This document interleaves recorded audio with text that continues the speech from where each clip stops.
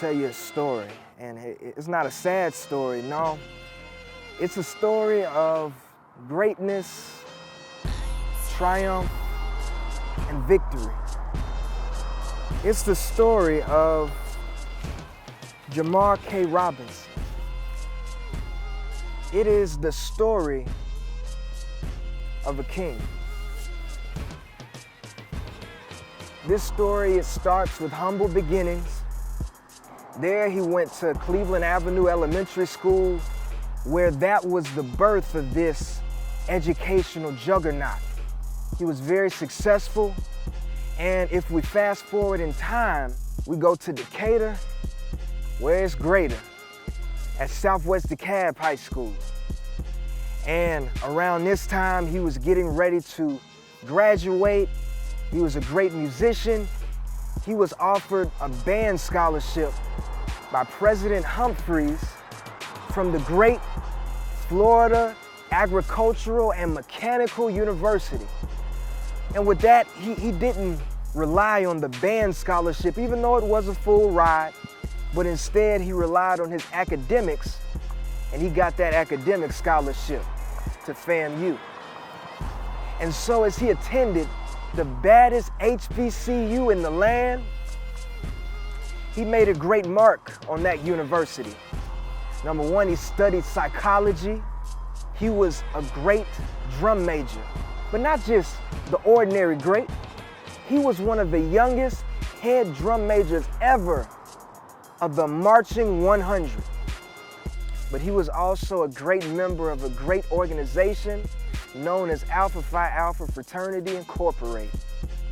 And after FAMU, as all great alumni of FAMU do, he got a great job at a great corporation, or at least it seemed.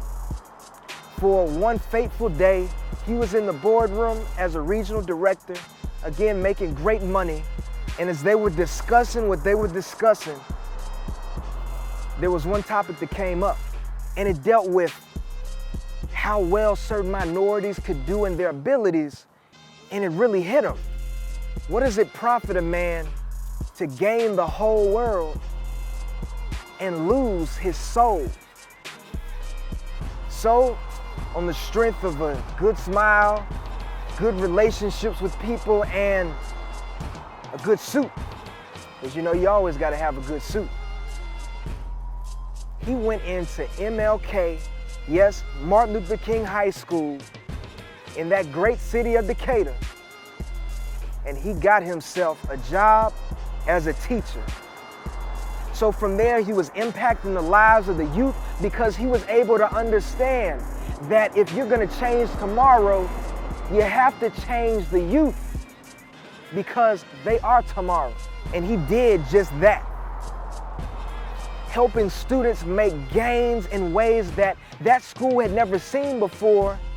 It catapulted him into a leader not only at MLK, but he was catapulted into leadership at Westlake High School as an assistant principal over several departments. And every department that he oversaw did well and made extraordinary gains. And so that catapulted him to have this vision. Well, if we have all of this great talent and all of this is coming to fruition, what must we do with it? And the answer to that question was, we must aim higher, to the height of the best. And what do the best do?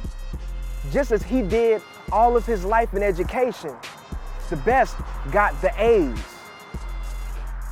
And so from that point, Mr. Robinson had a vision months before he was named the principal.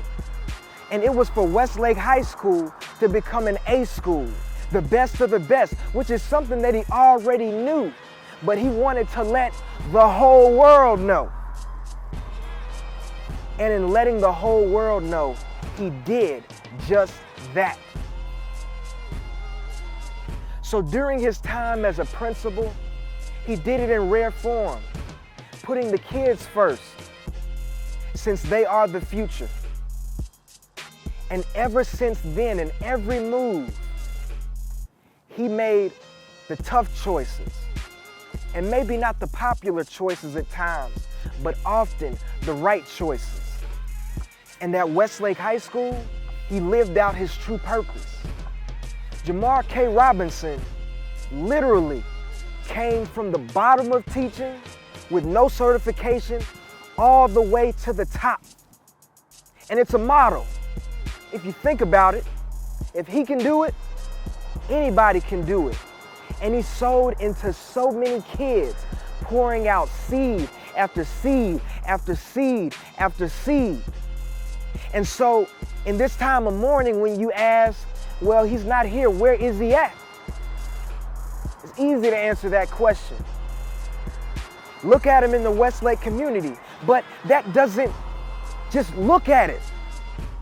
Analyze it and tell me what you see. But I don't have to listen to you to know what you see. You see the greatness that was in him bestowed in these kids that are going on to be adults and world changers. So Mr. Robinson, thank you for everything that you did, not only for me, not only for others, but for the community and for the world at large. Because soon to come, the world will reap the harvest of a great man, but not only a great man, of a king. On the saxophone, Kathy Jensen, thank you so much.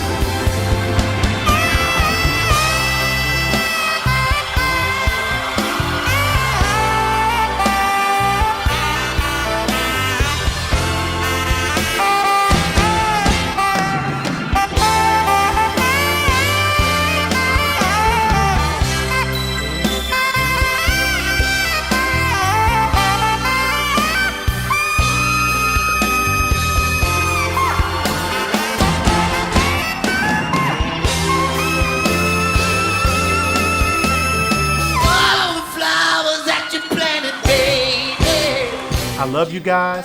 I miss you. Stay focused. Keep your head to the sky. When you